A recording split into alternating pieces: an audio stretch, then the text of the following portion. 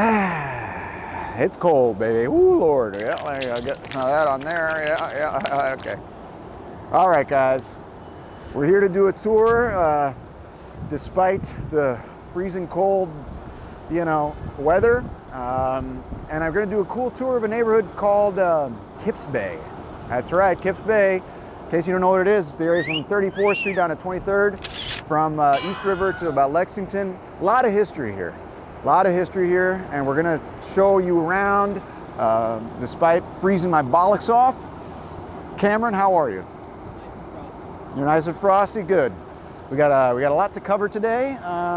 So before we start, guys, if you've liked a video before, just go ahead and like this one, give it a subscribe and a like. Guys who have subscribed, thank you so much, really appreciate it. Also, if you've watched a few of these videos too, consider checking out the Patreon. There are extras on there. It's also how I fund all these things, so it's very important. So, that being said, covered everything. Don't want to ramble too long. It's also loud here, and the helicopter. There's a helicopter pad, a helipad right nearby. So, gotta keep moving before I don't know, Eric Adams lands his helicopter. Okay, what do you think, Cameron? Should we do this? Let's do it. Yeah.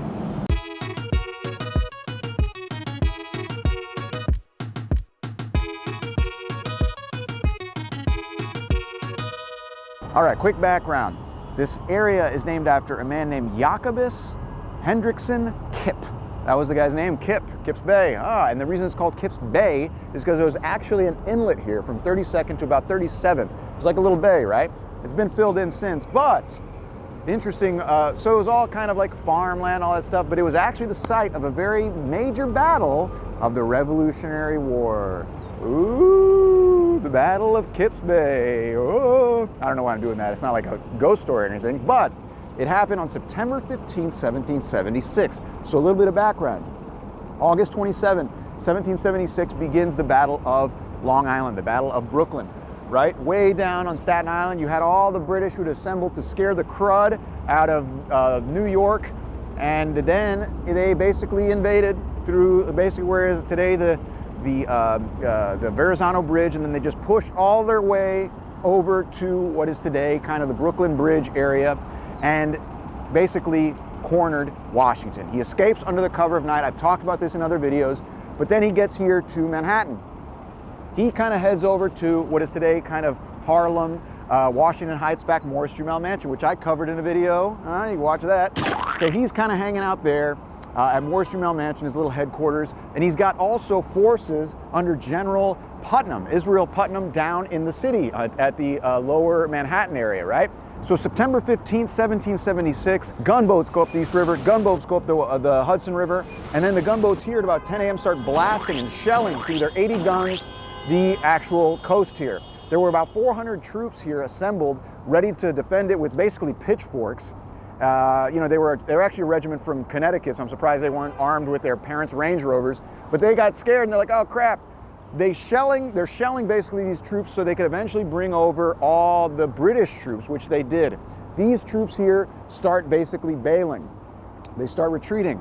Now at the time too, there was about 3,000 troops down in lower Manhattan under General Israel Putnam. So what happened is when Washington started hearing all this shelling, he makes his way down just in time to see these people retreating. So this is where the story gets interesting. General Howe, who was in charge of the British, makes his way over to the island, as do his troops, right? So by this time, a lot of the troops are bailing. Some do die, but a lot of them were retreating, right? So when Washington and his other general, General Israel, got word and realized what was happening, they go off in their own directions. Washington goes back to Harlem. His aides had to rip him away, actually, just to avoid him getting killed. And Israel Putnam goes down to lower Manhattan to evacuate his troops. But once the British troops make it over here, he needed time to get them out. So what happened was, they say a woman named Mary Lindley Murray, the wife to Robert Murray, who owned an estate here in what is today Murray Hill. Ah, look at that name, huh? Crazy. Now, Robert Murray was loyal to the British, they say, but Mary Murray was sympathetic to the Patriots' cause. So they say she invited General Howe and a lot of the officers, the British officers, into her house for tea. To give those Patriots, the Continental Army under General Israel Putnam time to evacuate up the west side. So in her freaking house is General Howe, sitting there sipping tea, being like, what is this, Lipton? And not even realizing that, you know, she's doing this so he get her, you know, her team can get out of there, which they do. Now, even though Washington did lose this battle, the Continental Army did get, you know, the bollocks blown off of them in this battle. They still were able to fight another day. It was another close call because, as I told you in other videos about the Battle of Brooklyn, Battle of Long Island, they got smoked pretty hard in that one too. So, you know, the Battle of Kips Bay happened right here in Kips Bay. Crazy. And Mary Murray, you know, was a hero of the Patriot cause by offering tea. And, you know, that just goes to show, you ever want to defeat the British in anything, just give them tea. Okay, I'm freezing out here, man. What do you think? Should we keep moving, Cameron? Yeah, good Lord.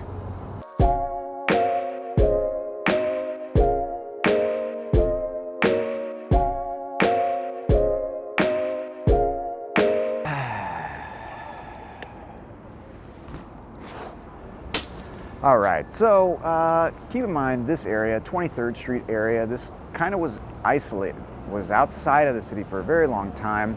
And it wasn't really until 1847 when Madison Square Park was opened that it kind of started to be a little more populated. It was called Madison Square Park because there used to be Madison Cottage over on 5th and 23rd Street. So they named the park Madison after the president, and the cottage itself, which was actually a bar. So it was Madison, it was a bar. It's a good thing they didn't name it after Cameron's favorite bar. We'd all be strolling through Coyote Ugly Square Park. Huh? Around that time, things started to kind of fill in. You had, we'll talk about one of the famous, you know, future presidents who had a townhouse here a little later, but you also had Roscoe Conkling live around here. He was kind of the head of the Republican Party. He was a kingmaker back in the day. There's a statue in the park kind of commemorating him as well. You can actually check that out in my Madison Square Park video. All right.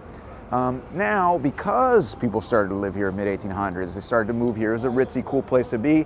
They actually opened a free academy here in 1847. The Free Academy was a free college. I'm actually standing at Baruch College here at 25th and Lex, and it is a part of the CUNY system, which descended from all of that. So the CUNY system, believe it or not, is actually the biggest urban university college system in the country. The biggest. It's actually up there with whole state university systems. There's 250,000 students that are part of the CUNY system. Pretty crazy. It's actually named after a guy named Bernard Baruch, who was a graduate of what became the City College of New York, which was a descendant of the Free Academy. He was actually the guy that Winston Churchill was going to visit here in New York when he was hit by a car on 5th Avenue. Winston Churchill was hit by a car. I covered that in a video too. I think it was in the Dark Side video there. But he was hit by a car, didn't die, survived to live another day and go into World War II, so that's kind of interesting. But yeah, he was going to go visit his friend Bernard Baruch. Very important financier. He was kind of an advisor to multiple presidents, Woodrow Wilson, FDR, Eisenhower, Truman. A couple of famous alumni is Ralph Lauren, J-Lo, Jennifer Lopez. Two very famous, well, they actually, neither of them graduated actually, they both dropped out. So I guess if you want to be famous, you know, enroll here and then drop out after a couple semesters. You know, go to your job interview, oh, I see you dropped out of Baruch College. Very nice. So the CUNY system is very elaborate. A lot of it used to be free. They're actually having some tuition issues, and because it's had to go up because their funding is getting cut, we got to push for more funding for these things, man. You know, the children are our future. Cameron? I believe the children are our future. Teach them well and let them lead the way. Right? Show them all the beauty they possess inside. Huh?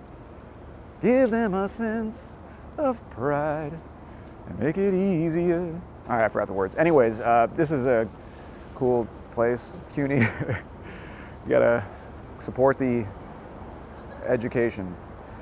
All right, well anyways, this is here in Kips Bay, very important school.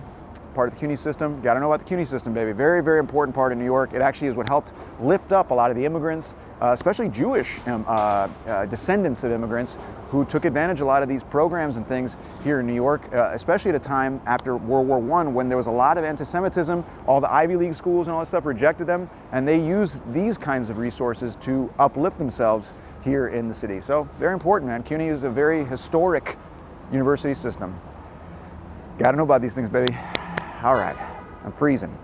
Let's go.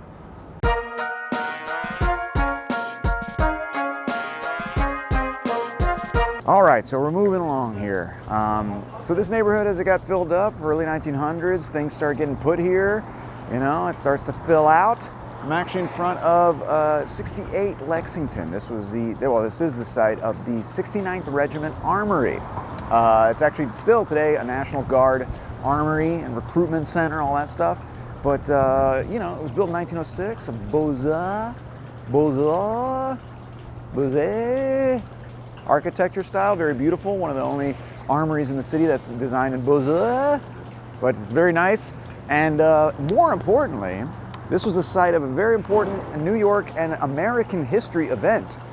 In 1913, this was the site of the famous Armory Show. If you know a little bit about art and art history, you know that the Armory Show was credited with introducing European modern art to the American audiences and revolutionizing American art as we know it.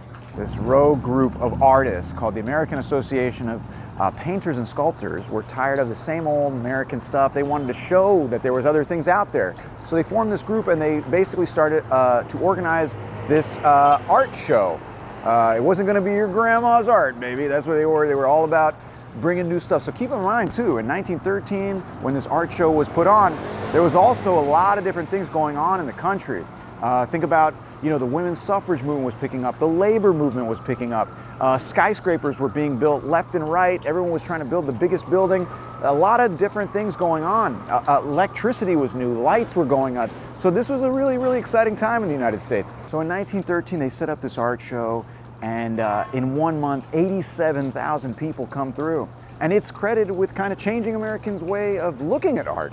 And people were like, whoa, maybe we should be doing different stuff. And it kind of spawned all these different, you know, artists and art schools, etc. It brought people like Marcel Duchamp, Matisse, Picasso, Van Gogh, all these different European artists into the American kind of sphere. Pretty cool, actually. There was a quote from the actual catalog that said, "To be afraid of what is different or unfamiliar is to be afraid of life. And to be afraid of life is to be afraid of truth." Pretty sure I saw that quote on a Monsanto commercial, but it's still a pretty cool quote. You know, it kind of shows you that, you know, there's more to life than being the same old. And keep in mind, the early 1900s was when Beaux-Arts was really popular. And that was lots of sculpture. People like Daniel Chester French, the guy who did the Lincoln Memorial, that was popular. It was this stuffy old, you know, realistic type of art, and it kind of paved the way for the modern art school, which then paved the way for the postmodern art school later on. You may know it as the "I think I can draw that" school of art. So that kind of, and this, so by the way, this too, today you could still kind of rent it out for events, like 5,000 seat arena in there. They used to play basketball games there. And also, this is where in the early 2000s, all the way, I think 2015 might have been the last one, where they do the Victoria's Secret fashion show. Cameron's smile got big on that. Yeah, he's always first in line to try to get in on that. And they always say, "No, sorry, buddy, you're too creepy." But yeah, they do that here every year as well. So you can go, you know, I don't know, watch women walk in underwear while Adam Levine sings a song. I don't know what they do with those things. So yeah, this was all put on by the American Association of Painters and Sculptors. I'm pretty sure one of those guys redid my parents' kitchen. But yeah, they put this on and introduced the world to, you know, replace the stuffy old artists, you know, with people with badasses like Henri Matisse. You know, yeah, pretty cool armory show, 1913, 69th Regiment Armory, also here in Kips Bay. Let's keep it moving, baby. Before someone else tries to drive through this thing, I gotta move that again. All right.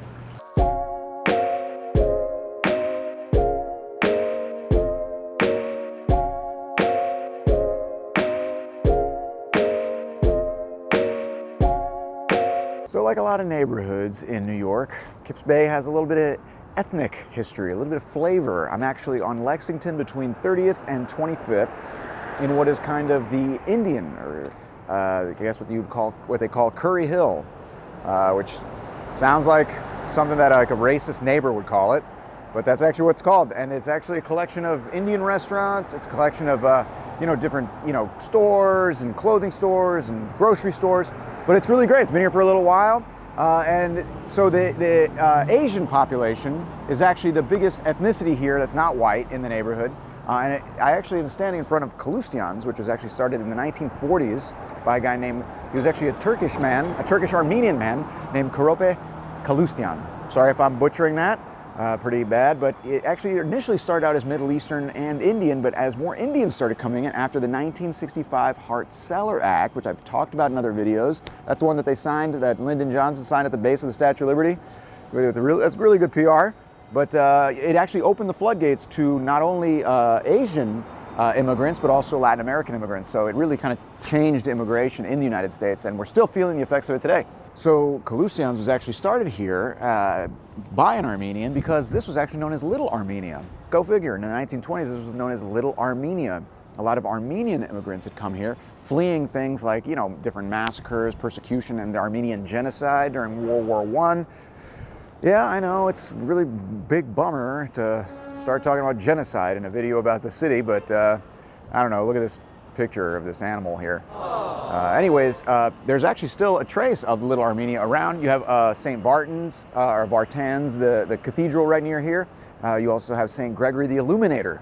That's the name of another cathedral. It's a pretty cool name. It sounds like one of the Avengers or something, but that's also nearby. So you have all these traces of Little Armenia as well. So this store has changed hands over the years and was actually bought by a Bangladeshi most recently, who turned it into basically an Indian I guess a grocery, and they actually have a little place where you can eat upstairs. So as you can notice too, there's also all the cabs and taxis that, a lot of taxi drivers who are from Bangladesh and India and stuff, they come here in this area to eat when they're working in the city. Pretty cool. So you're in good hands. That's what that means. Also, take a taxi, baby. What are you doing with that Uber and Lyft crud? Take a taxi. Good Lord, we're getting, you know what? I said this when Uber started in New York City. They were undercutting the taxis to try to get rid of all of them. Now there's less taxis and they're charging insane prices. So take the taxis, we need them. We need them, it's the lifeblood of the city, or part of it at least. Anyways, I'm digressing. That being said, 123 right here, interesting fact, 123 Lexington is where Chester A. Arthur was sworn in as President of the United States. Because in 1881, just 4 months after taking office, James Garfield was assassinated. Oh no, James Garfield was assassinated. I hope it wasn't a Monday. Huh? Garfield? When he was shot, they say that James Garfield says, "Oh my God, what is this?" Which is a pretty proper way to respond to getting shot. I think if I'd gotten shot, I probably would have just been like, "Oh God, this God help me, God, dear God, holy." All right, anyways, the assassin actually had a letter in his pocket. He said, "Life is but a fleeting dream. It matters little when one goes." It's pretty deep. Also, probably a very good opening line for a first date. But he was actually hanged the following year. And that's why Chester A. Arthur became president. Kind of crazy. All here at Kalustyan's, that little store there, here in Curry Hill. So pretty cool. This is all here right in Kips Bay. So let's keep it moving. I'm rambling. Let's go.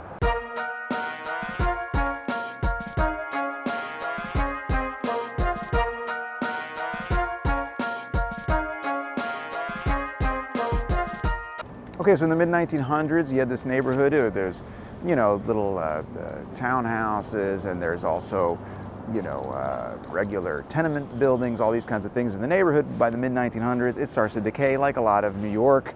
And you had this guy named Robert Moses who made it a point to do a thing called slum clearance, where he'd go in, say a neighborhood is trash, and then demolish it and build something in its place.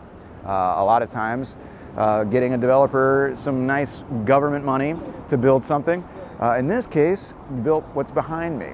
This is the Kips Bay Towers. They were built in the 1960s by a guy named Zeckendorf, William Zeckendorf, a very famous developer here in New York City. He was actually partly responsible for the UN building.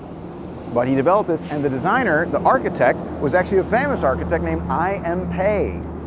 He, Pritzker Prize winner from 1983. Pritzker Prize, by the way, little trivia, is like the Nobel Prize of Architecture. You win one of those things and it's like, cha-ching, I'm gonna go around the world and design really ridiculous looking buildings and get paid hundreds of millions of dollars for it. But he was one of the early ones in the 1980s, and he designed these two towers, actually. So by the way, I.M. Pei designed, he designed the JFK Library. He designed, the pyramid, the Louvre Museum, the Louvre, the Louvre Museum.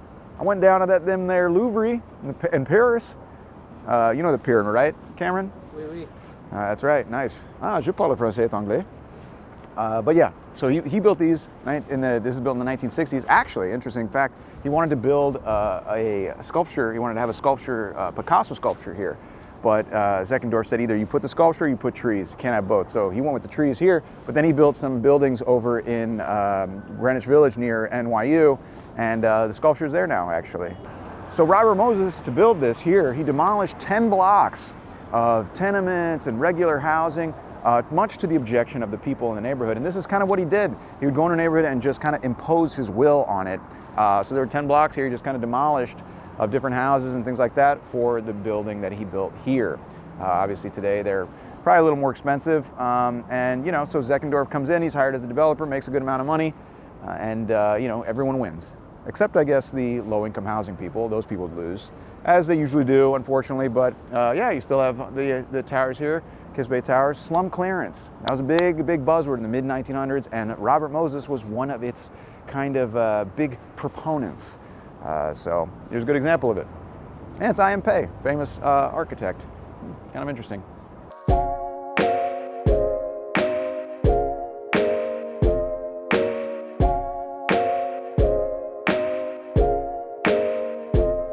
Okay, as the neighborhoods change here in Manhattan, there's lots of pressure for money, baby. Real estate is at an all-time high here in New York, and it changes the neighborhoods, and I'm actually in front of a good example of it. This is Kips Bay Court. This was actually built originally in 1975 as affordable housing under the Mitchell-Lama program, which was a 1955 law passed at the state level that subsidized pretty much by giving low-interest loans and tax breaks to developers who made affordable housing. And so this was created under that, 894 units, pretty cool. What happened was it was bought up in 2004, and slowly those units were turned into market rate.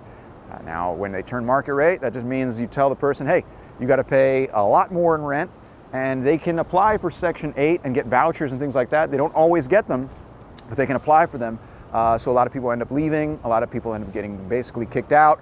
And now today, this is actually owned by Blackstone, which is the largest private equity company in the world. Pretty crazy. In fact, between BlackRock, Blackstone, and Vanguard, those three companies own $20 trillion in assets. Yikes, insert evil laugh here. You don't want them as your landlord. I mean, I'm sure if you don't pay rent, they just like open a trap door and you fall on like a bed of spikes or something. But what's important about this is you see that these laws passed the state level are the way that you can get certain things enacted, like affordable housing, you can protect tenants and things like that. So get involved in your state, baby. Get involved in your local. Power trickles up. Remember that. Blackstone actually bought this recently for $620 million. And over the years, more and more of the affordable units have been basically turned into market rate, and it's going to continue until there are no more left. Anyways, this is Kips Bay Court. Shows you where those pressures. And also here to the left, can we turn here? Is this doable? Here you have Carmel Place, which is a kind of an interesting attempt to address some of these issues. You see it? Can you see it over there? That little building? Pretty cool. Look at that, just turn. This was actually built in 2016, and it's actually basically modular. Those are little like modules that were created, and they're like 300 square feet. They were initially built to provide also an idea for a cheaper way to live. You know, they're small, but they're self-contained units. Unfortunately, they've also jacked up the rents in the last, 7 years. They've gone up from like around $2,500 a month to close to $3,500 a month. Almost $1,000 increase in like 7 years, which is wild. Probably continue to go up. So you're gonna have to do better with a solution idea. But this is one of the interesting solutions they are trying to come up with. Who knows what's gonna be to solve this housing problem we have in New York City? But I can tell you what's not going to solve it: more luxury housing. All right, well, that's my soapbox. Let's wrap this thing up, baby.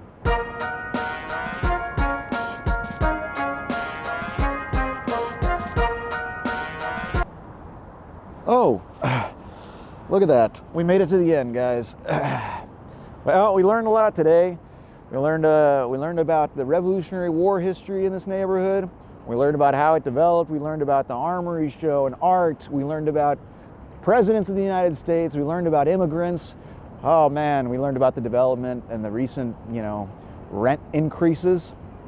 But, if you enjoyed it, go ahead and give it a like, give it a subscribe. Thank you to all of you guys who've already subscribed. It's a big help.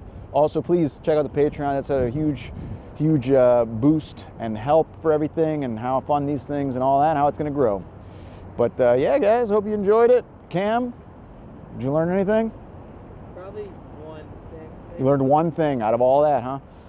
Well, I'll tell you what I did learn is that I really need to wear long underwear more often. That's what I'll tell you. I should have really erred on the side of that because it is freezing.